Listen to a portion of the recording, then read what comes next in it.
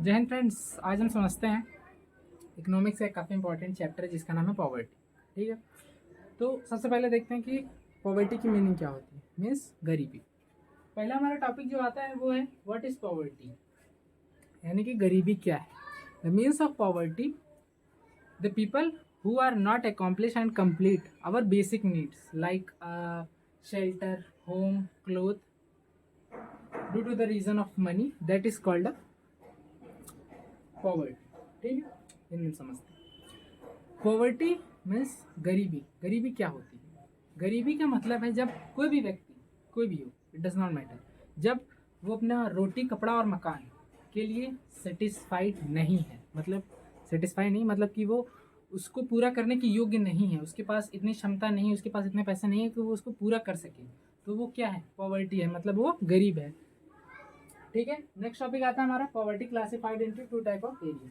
मतलब कि पॉवर्टी को दो एरियाज में बांटा गया है कि एक एरिया में इस तरीके की पॉवर्टी होती है, एक एरिया में इस तरीके की। ठीक है, एक होता है अर्बन एरियाज और एक होता है रूरल एरियाज। अर्बन मतलब शहरी क्षेत्र, शहरी क्षेत्र की गरीबी, और रूरल एरियाज यानी कि ग्रामीण क्षेत्रों की गरीबी। ठीक है, तो अर्बन एरियाज की गरीबी को हम पहचानेंगे कैसे?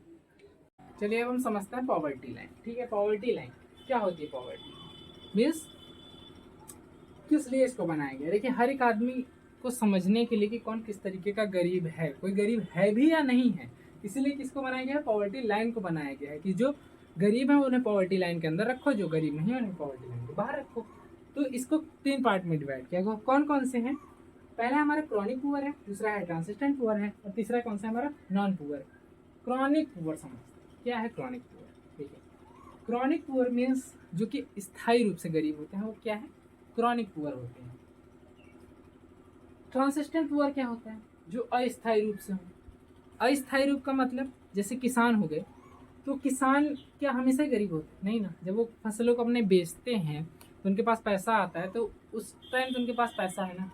फिर जब वो फसलों का पैसा खत्म हो जाता है तो वापस वो पुरानी कंडीशन स्टार्ट हो जाती है। मीन्स जो अस्थायी की एग्जाम्पल दे रहा हूँ बस। मीन्स जो अस्थायी रूप से गरीब होते हैं उन्हें क्या कहते हैं? जो हो के फिर वापस गरीब हो जाते हैं, फिर सही हो जाते हैं, फिर गरीब हो जाते हैं, तो वो क्या है? ट्रांसिस्टेंट पुअर है। मिडिल क्लास फैमिलीज में ये ट्रांसिस्टेंट पुअर ही अक्सर चलता है। हालांकि मिडिल क्लास फैमिली को कहेंगे नहीं, क्योंकि मिडिल क्लास फैमिली तब भी काफ़ी बेटर है। उसके बाद आता है नॉन पुअर। सीधा समझ में आ रहा है, मतलब जो कि गरीब है ही नहीं, उन्हें क्या कहते हैं?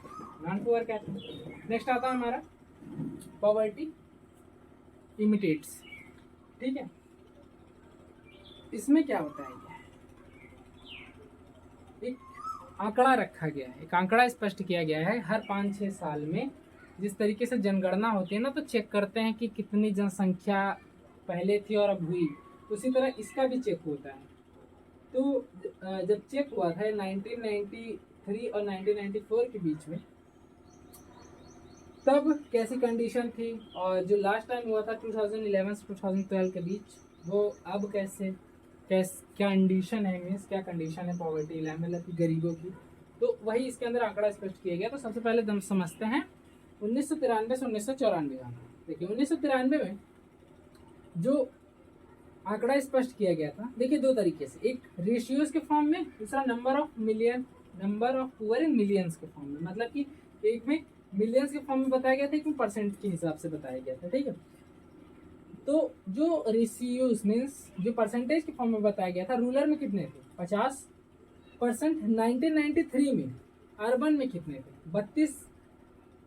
और टोटल परसेंटेज जब निकाला गया तो वो कितने थे? 45। मीन्स पूरे कंट्री में उस टाइम पे 45% लोग गरीब थे। अब मिलियंस में देख लेते हैं। मीन्स उस समय रूरल में कितने थे? रूरल में थे 329, मतलब 329, और अर्बन में 775। सॉरी, सिर्फ 75। अर्बन में कितने थे? 75। कंबाइंड टोटल किया गया कितना हुआ? 404। मीन्स जब सारी सब चीज़ घटा जोड़ करके मिलाया गया तो कितने हुए? 404 मिलियन लोग जो थे उस समय गरीब थे। उसके बाद फिर जब अगला आंकड़ा निकाला गया 2004 से 2005 के बीच, तो ये जो गरीबी का आंकड़ा था घटने की वजह और बढ़ा।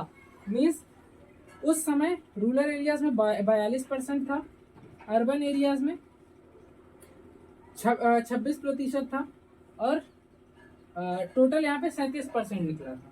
लेकिन जब कंबाइंड मिलियन चेक किया गया तो उसमें रूरल में 326 था और इसमें 81 था, टोटल 407 हो रहे हैं। मीन्स इस बार आंकड़ा थोड़ा सा बड़ा था, ज़्यादा नहीं था। फिर उसके बाद जब 2009 और 2010 में चेक किया गया तो वो आंकड़ा घटा, वो उस आंकड़े में काफ़ी गिरावट आई। वो कितना था, 34 रूरल में, अर्बन में 21 और टोटल हुआ था यहाँ पे 30 हुआ था परसेंटेज सारा मिलाने के घटाने के बाद।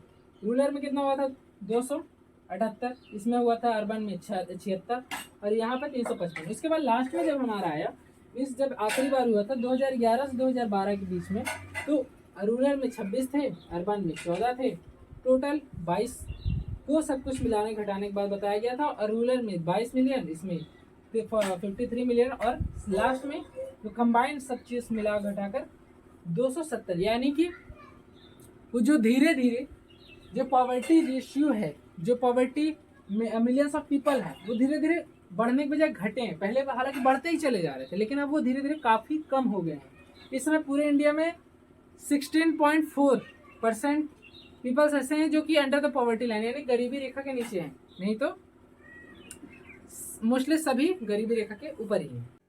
देखिए हमारी 2 टॉपिक बच गई थी जिनका नाम है कॉजेज ऑफ पॉवर्टी और पॉवर्टी एलिवेशन प्रोग्राम। ठीक है, तो कॉजेज ऑफ पॉवर्टी में क्या क्या चीज़ें हैं, कॉजेज ऑफ पॉवर्टी का मतलब क्या।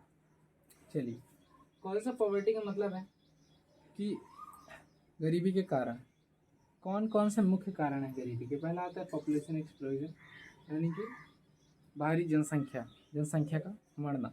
भारत नंबर 1 रैंक पर समझ ही सकते हैं कि जनसंख्या ही ज़्यादा होती चली जाएगी तो लोगों की जो ज़रूरतें हैं वो कहाँ से पूरा होंगी। अकॉर्डिंग टू देयर नीड्स, जब उतनी चीज़ें हैं ही नहीं तो उनकी नीड्स कहाँ से पूरी होगी। इसीलिए जनसंख्या का कम होना काफ़ी ज़रूरी है। लेकिन भारत की जनसंख्या नंबर 1 पर, किसी चीज़ में नहीं आगे हो सकते, जनसंख्या तो हो ही सकती। उसके बाद है low level of economic development, यानी अर्थव्यवस्था का काफ़ी धीरे विकास होना। जो हमारी अर्थव्यवस्था है वो काफ़ी डाउन है। आप जानते ही हैं, समझ ही सकते हैं, भूटान करेंसी के लगभग बराबर ही है वो। तो जब अर्थव्यवस्था ही कम होगी तो डेवलपमेंट ही नहीं हो पाएगा, जब डेवलपमेंट नहीं हो पाएगा तो पॉवर्टी कहाँ से जाएगी। उसके बाद हमारा नेक्स्ट टॉपिक आता है पुअर स्टेज ऑफ एग्रीकल्चर। ठीक है, पुअर स्टेज ऑफ एग्रीकल्चर क्या कहता है कि हमारे यहाँ की जो एग्रीकल्चर है वो काफ़ी पुअर स्टेज पर है। मतलब उसकी जो यहाँ पर खेती की जाती है वो काफ़ी पुअर तरीके से, यानी पुराने तरीके से की जाती है, नई फैसिलिटी उसमें नहीं लाई जाती, जिसकी वजह से उत्पादन जो है वो काफ़ी कम होता है। उसके बाद जो है आती है टॉपिक हाई इलेक्ट्रिसिटी रेट, यानी कि लोगों का ज़्यादातर ना पढ़ा लिखा होना। भारत में अभी भी मोस्टली 20 to 25% लोग ऐसे हैं जो कि हाई इलेक्ट्रिसिटी रेट के अंदर है। उसके बाद आता है हाई लेवल ऑफ अनएम्प्लॉयमेंट, यानी कि भारी मात्रा में बेरोजगारी का होना। भारत में बेरोजगारी देख ही सकते हैं कि हद से ज़्यादा ही है, क्योंकि जनसंख्या ज़्यादा है तो बेरोजगारी भी हद से ज़्यादा है। लेकिन सरकार को इसके खिलाफ भी काम करना चाहिए, लेकिन जैसा कि यहाँ पर नहीं है। जब रोजगार ही नहीं होगा तो सिंपल सी चीज़ है कि गरीबी कहाँ से जाएगी। जब लोगों के पास काम ही नहीं होगा तो वो करेंगे क्या, तो खाएंगे क्या। इसीलिए एम्प्लॉयमेंट का होना बहुत ज़रूरी है, लेकिन जो कि भारत में है ही नहीं, अनएम्प्लॉयमेंट बहुत हाई है। उसके बाद आता है rule of Britishers. Rule of Britishers समझ ही सकते हैं, मीन्स कि अंग्रेज़ों का जो यहाँ पर शासन था, ब्रिटिश कंपनी का जो यहाँ पर शासन था, उन्होंने पूरी तरीके से खोखला ही कर दिया हमारे देश को। हमारे देश की न जाने कितनी मूल्यवान चीज़ों को वो लेकर यहाँ से जाते रहे और भारत को एकदम लूट करके खाली कर दिया, तब उन्होंने छोड़ दिया। इसके बाद आता है हमारा पॉवर्टी एलिवेशन प्रोग्राम, यानी कि कौन कौन से ऐसे प्रोग्राम थे जिससे गरीबी को कम किया गया है। पहला आता है हमारा PMRY, यानी कि प्रधानमंत्री रोजगार योजना। ये 2014 में लॉन्च हुई थी माननीय प्रधानमंत्री नरेंद्र मोदी जी के द्वारा।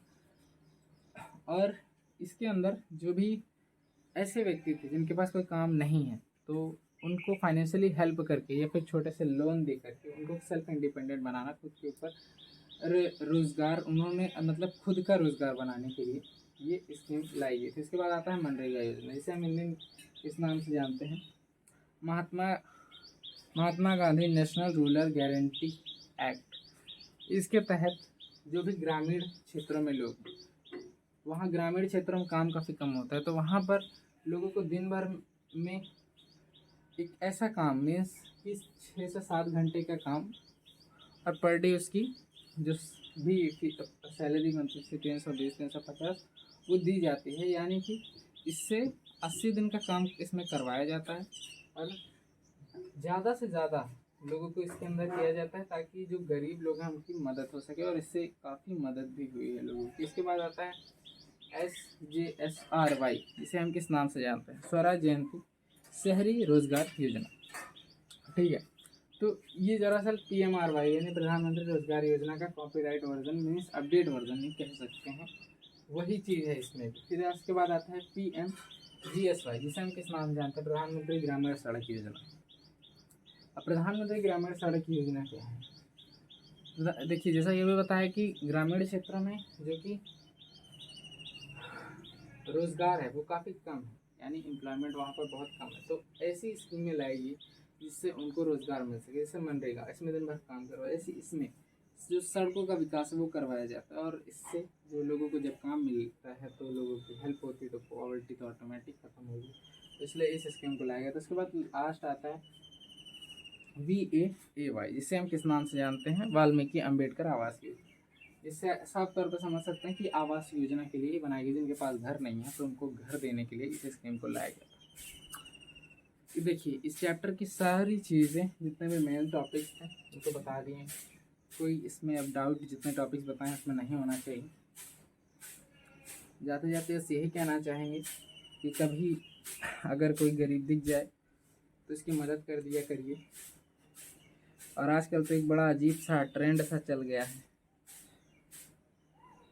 और ये भी कहना चाहेंगे कभी किसी गरीब का मजाक भी मत उड़ाइएगा। जो ट्रेंड चला है आज के टाइम पे, गरीबी भी क्या, गरीबों का भी क्या खूब हंसी उड़ाते हैं।